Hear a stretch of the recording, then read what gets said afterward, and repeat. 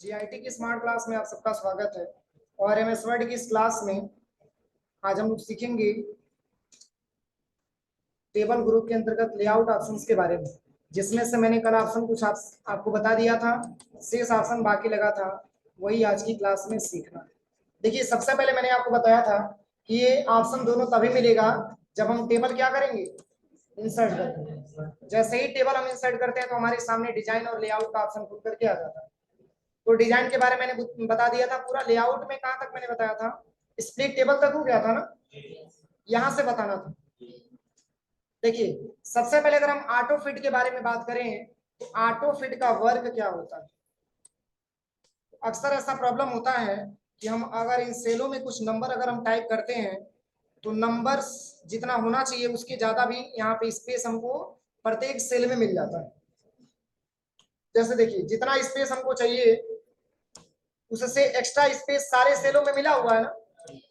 अब हम ये चाहते हैं कि जितना इसमें नंबर लिखा हुआ है, यानी कि जितना इसमें डिस्टेंस चाहिए बस उतना ही डिस्टेंस मिले, तो इसके लिए लेआउट ऑप्शन पे आकर के और यहाँ पे ऑटो फिट पे क्लिक करना होता है।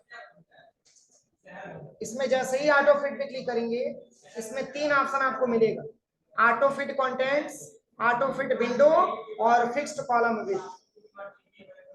इसमें से सबसे पहले ऑटो फिट कंटेंट्स का इस्तेमाल करेंगे तो कुछ ऐसा इंटरफेस हो जाएगा। अब इससे क्या समझ में आया, जितना स्पेस मिलना चाहिए बस उतना ही स्पेस मिला और बाकी स्पेस को यहाँ से इरेज कर देता है। अगर हम कुछ वर्ड भी लिखते हैं तो भी काम करता है, ऐसा नहीं कि केवल इस पे काम करेगा। अगर मैंने कुछ वर्ड अगर टाइप किया हुआ है तो इस वर्ड पे भी अप्लाई हो जाता है। देखिए, ये मैंने वर्ड लिख दिया ना, अब इस पे भी ऑप्शन अप्लाई हो जाता है, ऑटो फिट कंटेंट्स। जितना स्पेस चाहिए बस उतना ही स्पेस मिलेगा, तो इसके लिए ऑटो फिट कंटेंट्स का हम इस्तेमाल करते हैं। और पुनः पहले वाली अवस्था में आपको आना है तो ऑटो फिट विंडो आपको क्लिक करना होता है। तो ऑटो फिट विंडो का मतलब बिल्कुल पहले की अवस्था में हो जाएगा, और ऑटो फिट कंटेंट का इस्तेमाल करेंगे तो ये बिल्कुल नियरेस्ट हो जाएगा, यानी कि स्पेस हटा देगा। अब चलिए, इसमें और भी ऑप्शन यहाँ पे दिया हुआ है, वो है हाइट और विड्थ के बारे में दिया हुआ है। मतलब इस टेबल की हाइट और विड्थ आप अपनी रिक्वायरमेंट के हिसाब से चेंज कर सकते हैं। इसके लिए टेबल को आप सिलेक्शन करिएगा और इसकी हाइट यहाँ से इंक्रीज करिए, डिक्रीज करना है तो आप इसको यहाँ से डिक्रीज करिए, और इसकी विड्थ को भी अगर यहाँ से घटाना है बढ़ाना है तो आप इसकी विड्थ को भी यहाँ से घटा बढ़ा सकते हैं। सारा ऑप्शन यहाँ पे, ठीक है ना। यहाँ से बढ़ेगा और यहाँ से घटेगा, ये हाइट है। विड्थ को करना हो तो यहाँ से हम घटा सकते हैं बढ़ा सकते हैं। अब देखिए, इसमें अगला ऑप्शन लिखा हुआ है डिस्ट्रीब्यूट रो और डिस्ट्रीब्यूट कॉलम। अगर इसके बारे में हम समझें तो डिस्ट्रीब्यूट का मतलब क्या होता है, बांटना, यही होता है ना। डिस्ट्रीब्यूट का मतलब क्या होता है, बांटना। तो जैसे मान के चलिए मैंने इसमें स्पेस ज्यादा मात्रा में दे दी और इसको भी मैंने यहाँ से स्पेस दे दिया ज्यादा मात्रा में। अब बताइए स्पेस किस में हम दे रहे हैं, रो में कि कॉलम में? रो में दे रहे हैं ना।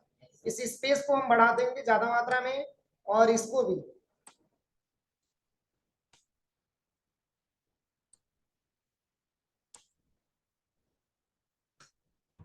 इसको भी हम थोड़ा सा घटा देते हैं और बढ़ा देते हैं। क्या सब इक्वल दिख रहा है आपको? कुछ कम है कुछ ज्यादा है, और इसी को एडजस्टमेंट करना है हमको। देखिए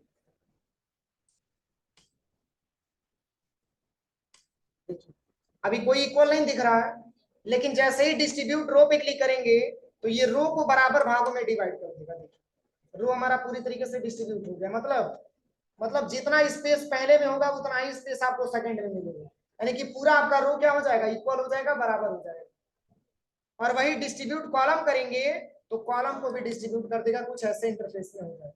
अब तो सब इक्वल दिख रहा है ना। अगर इस तरीके से हमारे पास टेबल मिले जिसका रो और कॉलम अलग अलग हो, तो आप यहाँ से डिस्ट्रीब्यूट रो पे क्लिक करेंगे तो रो आपका डिस्ट्रीब्यूट हो जाएगा, और डिस्ट्रीब्यूट कॉलम करेंगे तो आपका कॉलम भी डिस्ट्रीब्यूट हो जाएगा। अब चलिए, इसके बाद से इसमें मैंने आपको बताया ही था इसका क्या प्रयोग है। इसका प्रयोग मैंने कहाँ बताया था,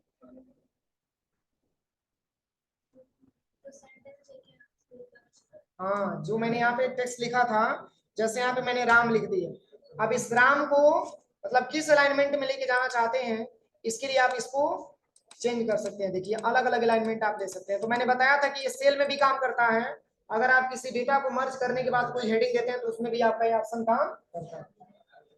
इसके बाद से जैसे इतना डेटा मैंने सिलेक्शन करके, चलिए इसको मर्ज ही कर लेते हैं, मर्ज कर लेते हैं। और यहाँ पे मैंने कोई हेडिंग दे दिया स्टूडेंट डाटाबेस।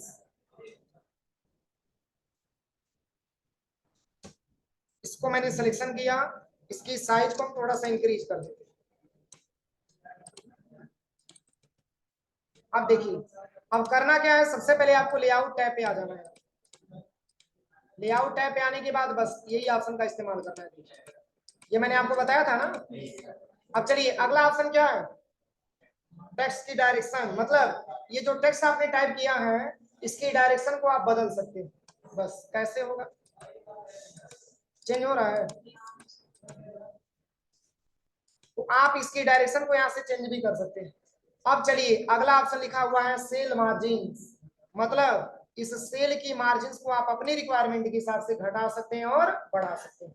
बाय डिफॉल्ट जो इसमें सेल का मार्जिन है वो तो आपको यहाँ पे शो करके दिखाएगा, लेकिन इसके अलावा भी अगर आप चाहते हैं कि इसमें हम कुछ मार्जिन सेट करें तो इसमें जैसे नंबर आप लिखेंगे तो वैसे आपका चेंज होगा। जैसे केवल मैंने टॉप में लिख दिया 0.8, ओके करते हैं, केवल टॉप में चेंजिंग हुआ। पहले टेबल इस तरीके से था, फिर आप आ जाइए सेल मार्जिन पे और यहाँ पे केवल 0 लिख दीजिए, ओके करिए। देखिए टेबल पहले का था।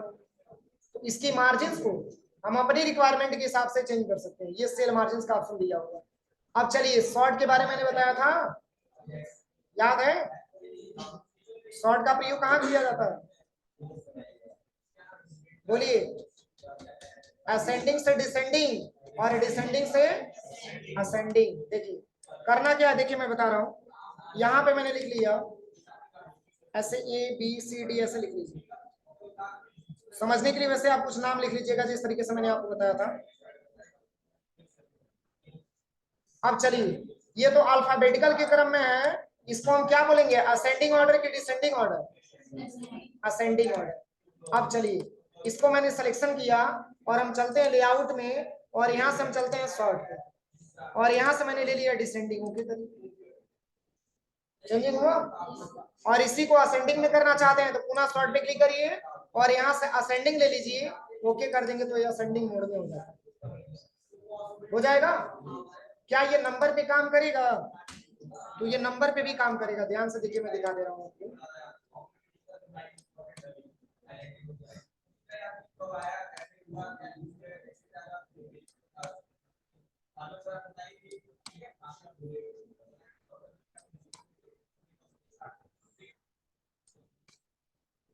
चलिए इस पूरे नंबर को मैंने सिलेक्शन कर लिया। सिलेक्शन करने के बाद आप चले जाइएगा शॉर्ट में और यहां से आपको लेना है डिसेंडिंग, ओके कर देना। हो रहा है चेंजिंग ना। तो ये नंबर पे भी अप्लाई होता है और प्लस अल्फाबेटिकल पे भी अप्लाई होता है। असेंडिंग से डिसेंडिंग में करना हो और डिसेंडिंग से असेंडिंग ऑर्डर में करना हो, इसके लिए हम शॉर्ट वाले ऑप्शन का प्रयोग करते हैं। यहां तक कोई दिक्कत किसी को। अब चलिए अगला ऑप्शन यहाँ पे लिखा हुआ है रिपीट हेडर रो।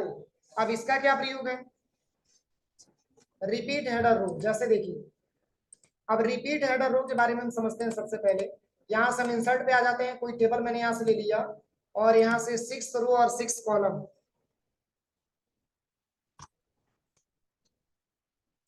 6 रो हो गया और 6 ही कॉलम हो गया और ओके कर देते हैं। देखिए इस तरीके से मैंने डेटाबेस बनाया है।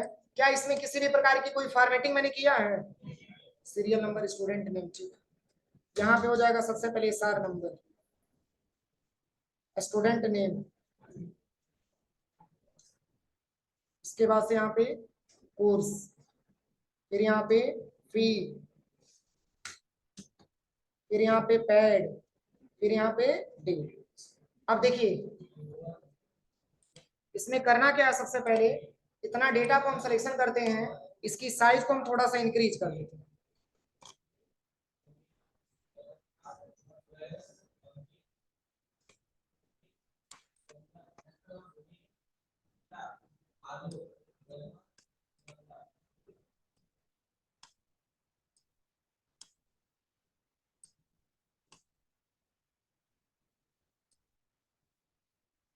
अब देखिए करना क्या है, इसको अगर हम सिलेक्शन करने के बाद,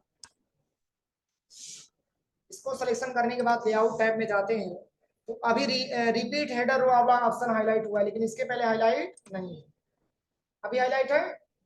चलिए यहां से आपको डिजाइन पे आकर के कोई आप यहां से एक बॉर्डर ले लीजिएगा, जैसे इस टाइप का मैंने ले लिया, एक मैंने फॉर्मेट ले लिया ना। अब हम चाहते हैं कि जो कलर फर्स्ट वाले रो में लिखा गया है, जो लिया गया है, वही कलर पूरे वाले रो में आ जाए। तो इसके लिए लेआउट टैब पे आ जाइएगा। क्या ऑप्शन है, ये हाईलाइट है। हाईलाइट तब होगा जब हम इसको क्या करेंगे, सिलेक्शन करेंगे। अब देखिए हाईलाइट हो गया। अब इसका यूज क्या है, तो जो ये फर्स्ट वाले रो में कलर होगा उसी को रिपीट करके सब में वही कलर डाल देगा। बस करना क्या है, पूरे डेटा को आप सिलेक्शन करिए। अब रिपीट हेडर रो का प्रयोग कर लीजिए। ये कई कलर सब पे अप्लाई हुआ। तो पहले क्या था, पहले ब्लैंक था, लेकिन जैसे ही मैंने यहाँ पे रिपीट हेडर रो पे क्लिक किया तो वही कलर सब पे आ गया।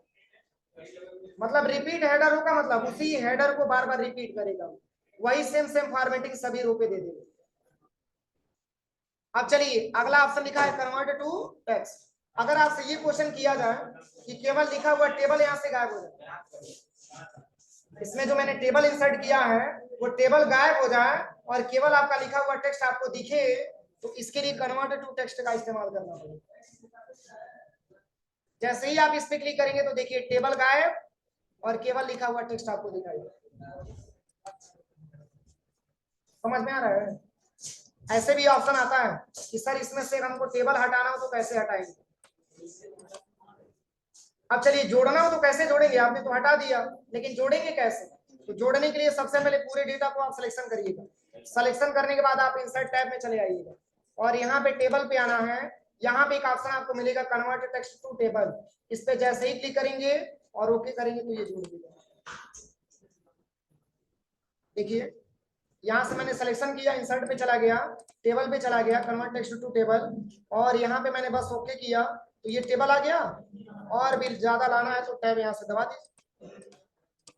बोलिए कोई दिक्कत। तो यहाँ से हम टेबल को हटा सकते हैं और यहाँ से हम टेबल को जोड़ सकते हैं, पर ये ऑप्शन हाईलाइट नहीं है। क्यों, क्योंकि ऑलरेडी टेबल हमारे पास अवेलेबल।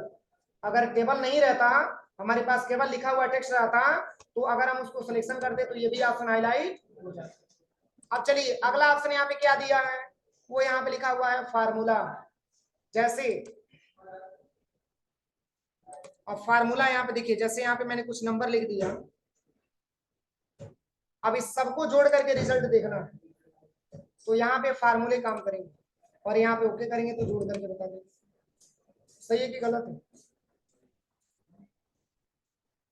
मैक्सिमम वैल्यू ज्ञात करना है तो पुनः फार्मूले पे चले जाइए और यहाँ पे सम को हटा करके केवल मैक्स लिख लीजिए,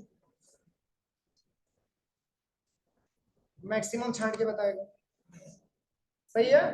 अगर मिनिमम निकालना है तो पुनः फार्मूले पे चले जाइए और यहाँ सम को हटा करके बस यहाँ पे केवल लिखिए इक्वल MIN मिन, ओके करेंगे तो बता देंगे। लेकिन ये अपर से काम कर रहा है ना, अगर इस साइड भी अगर आपने टाइप कर लिया है तो इस साइड भी बताएगा, ऐसा नहीं कि केवल उसी में बताएगा। देखिए हाँ एक चीज आप करिएगा, जिसमें जांचना होगा उस एक सेल को छोड़ दीजिएगा, अब तब जाकर के फार्मूले पे क्लिक करिएगा। अब देखिए किस साइड से ले रहा है, लेफ्ट लिखा हुआ है, ध्यान से देखिए। अब ये लेफ्ट से सबको जोड़ करके बताए, समझ में आ रहा है। और वही वैल्यू अगर आपने यहाँ पे दे दिया और यहाँ पे आते हैं तो यहाँ से क्या लेगा, यहाँ से राइट ले लेगा। देखिए इक्वल सम लिखिएगा, ब्रैकेट ओपन करिएगा,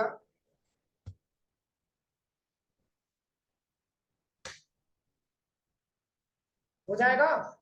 तो इसमें कौन कौन सा फार्मूला लगेगा, एवरेज निकाल सकते हैं, सम निकाल सकते हैं, मैक्सिमम मिनिमम निकाल सकते हैं, प्लस काउंट का फार्मूला आप निकाल सकते हैं, हो जाएगा।